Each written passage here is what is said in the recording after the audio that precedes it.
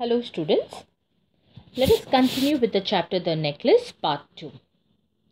Part 1 we saw that Matilde had lost the diamond necklace and now they were panic stricken. Let's see what happens further. Now, after they returned from the party, they started looking into the folds of a dress, in the folds of a cloak, in her pockets, everywhere, but they could not find it. Okay, cloak is a long outfit that they wear, children. Usually in foreign countries people do wear that. And folds is nothing but how we fold our clothes and keep it in the closet. She just wanted to make it sure that it is not fallen there. Are you sure you still had it on when you left the hall? He asked. Now he is Loisel. Yes, I touched it in the hall at the ministry. But if you had lost it in the street, we would have heard it fall. It must be in the cab. Yes, that's probably it. Did you take his number? Husband says, no. They stared at each other, stunned. At last, Loisel put his clothes on again. I'm going back, he said. Over the whole route we walked and see if I can find it. Poor fellow. Don't forget the time, it was 4 in the morning when they left the hall, okay? And then he wears his clothes on again and goes to search the necklace in the wee hours of the morning. He left. She remained in a ball dress all night, her mind blank. She just did not know what to do with it. Her husband returned at about 7 o'clock and he had found nothing. He went to the police, to the newspaper to offer a reward, to the cab companies. Everywhere the tiniest glimmer of hope led him. Tiniest glimmer of hope means a very small chance that something might improve or they might get a lead where the necklace is. She waited all day in despair at this frightful disaster. Now she did not know how to react to the situation, or rather how to replace the diamond necklace. Loisel returned in the evening, a hollow, pale figure. He had found nothing. So what does he suggest now? You must write to your friend, he said. Tell her you have broken the clasp of her necklace and that you are having it mended. It will give us some time to look for some more. Okay, so he says that let us see. We buy time from her. You write to her the clasp. Clasp is nothing but the hook. The hook through which you can hang the necklace around your neck. Okay, so he says let's buy some time from her. You write it to her. So meanwhile, we'll keep the search on. So she agrees to it. She wrote as he dictated. At the end of 1 week, they had lost all hope. And Loisel, who suddenly looked aged, declared, we must consider how to replace the jewel. And so, they went from jeweler to jeweler, looking for a necklace. Excuse me. Like the other one, consulting their memories, both sick with grief and anguish. Both sick with grief and anguish, expressing severe mental or physical pain or suffering. If it was their own children, the pain would have been less. But they knew that it is Madame Forestier's and they had to return it back. So the pain, the agony, the distress what they were undergoing had really ruined them. Physically and also mentally. And now it was going to have a great impact on them financially too. So they were both sick with grief and anguish. In a shop at the Palais Royal, they found a string of diamonds which seemed to be exactly what they were looking for. It was worth 40,000 francs and they could have it for 36,000, okay, discounted offer.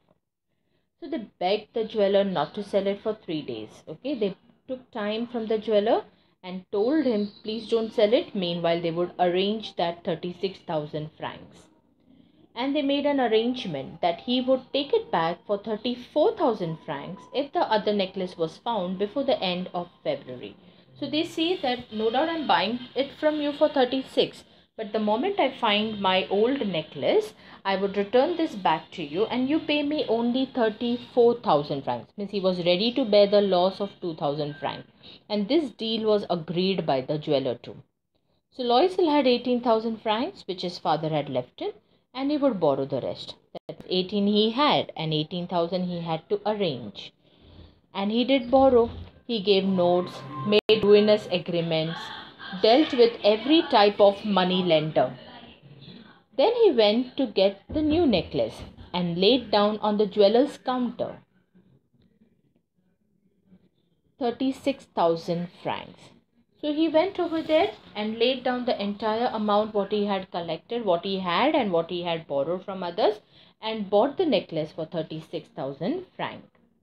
When Madame Loisel took the necklace back, Madame Forestier said coldly, "You should have returned it sooner. I might have needed it." So she tells him, "You should have given the necklace to me sooner. I might have needed it," because it was quite a long time that the necklace for Mrs. Loisel had not returned the necklace to Madame Forestier.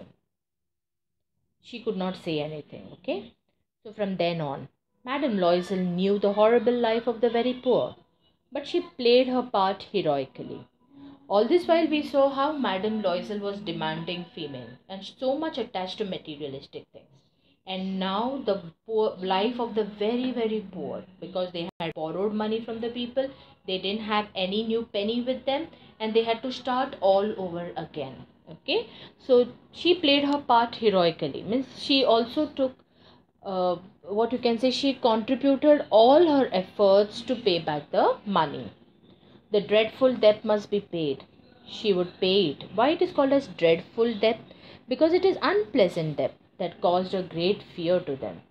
Okay, so dreadful debt must be paid. She would pay it. They dismissed their maid. They changed their lodgings. They rented a garret under a roof.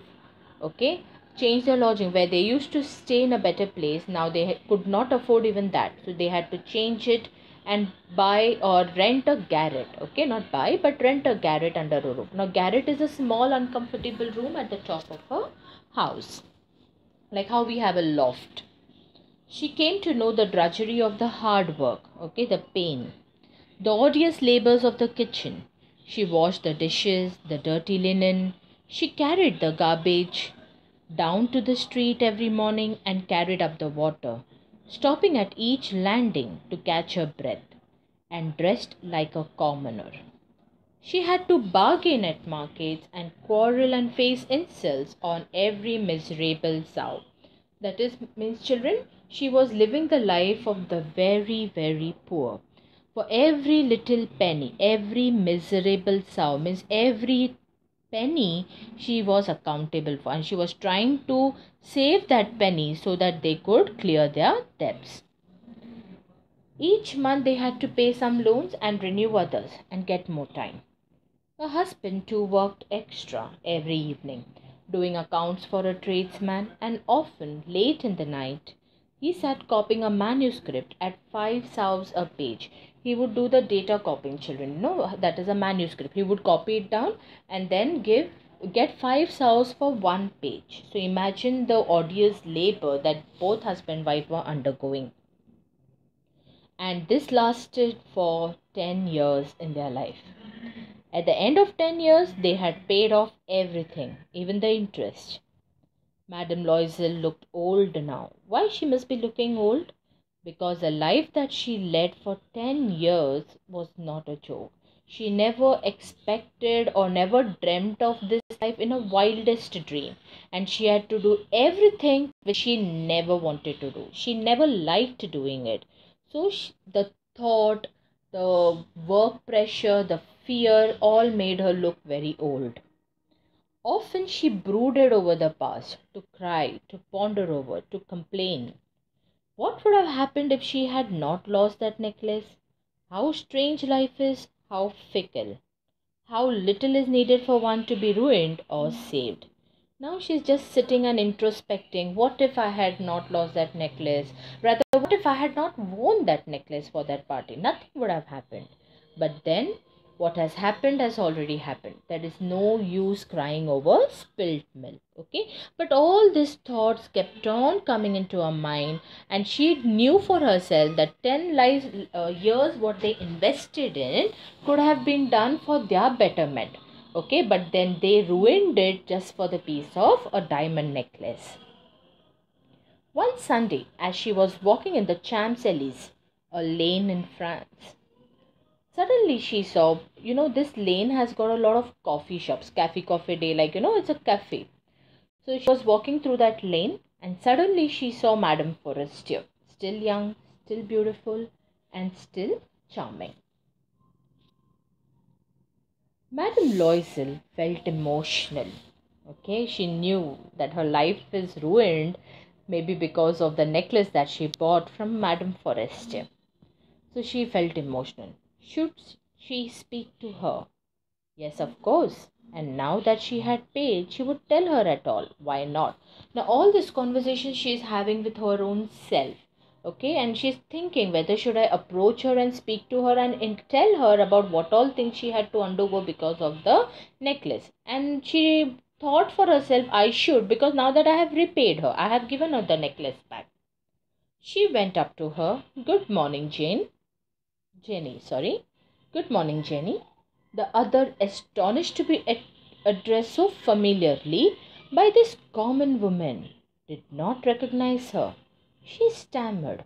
Now she was all startled to be called by the first name. She couldn't recognize Madame Loisel. She couldn't see, just at first instance, she could not see because she was looking so very different. Okay, so Forestier was stammering. Okay, Madame Forestier stammered because she could not recognize them. But madam, I don't know. You must have made a mistake. No, I'm Matilde Loisel. Her friend uttered a cry. Oh, my poor Matilde, how you have changed. Yes, I've had some hard times since I last saw you, and many miseries, and all because of you. Me? How can that be? You remember that diamond necklace that you lent me to wear at the ministry party? Yes. Well, I lost it. Okay. What do you mean? You brought it back? I brought you back another exactly like it. And it has taken us 10 years to pay for it. It wasn't easy for us. We had very little. But at last it is over, and I am very glad. Okay, she narrates the entire incident in a nutshell. She tells her what happened, and she also tells her, now that I'm happy, I'm clear of all my debt, and now we shall start all over again. Listening to all this, Madame Forestier was stunned. You say that you brought a diamond necklace to replace mine? Yes. You didn't notice then? They were very similar. And she smiled with proud and innocent pleasure, because she was happy to know that Madame Forestier just did not recognize that this was not her necklace, original one. They had replaced it, and so she just gave an innocent smile. Okay, it was replaced. Madame Forestier, deeply moved, took both her hands. Okay. Oh, my poor Matilde, mine was an imitation, and it was worth 500 francs at the most. Okay, so the entire story is the necklace what she had lost was an imitation jewelry. Imitation means which is a copy, something that is not real. It was not a real diamond necklace. So she says it was imitation jewelry, and it barely cost me 500 francs. Okay, so the entire pain of 10 years what Mr. and Mrs. Loisel underwent for the diamond necklace could have been, the life would have been a little different if they just had to convey this to Madame Forestier, right? But they did not do that, out of fear, out of shame, out of, having a feeling of insult. They wanted to replace it back to Madame Forestier. Okay, and so they went through all the drudgery of life. So here we see this beautiful lesson written by Gayatri Maupassant. It is one of the finest work of this author. Okay, and it gives us a lesson that we should not be greedy, rather should be contented in life with what we have. So here we come to the end of the lesson, children, both part 1 and part 2. Hope you have understood the lesson. Please read your textbook for your better understanding. Thank you and have a nice day. Bye.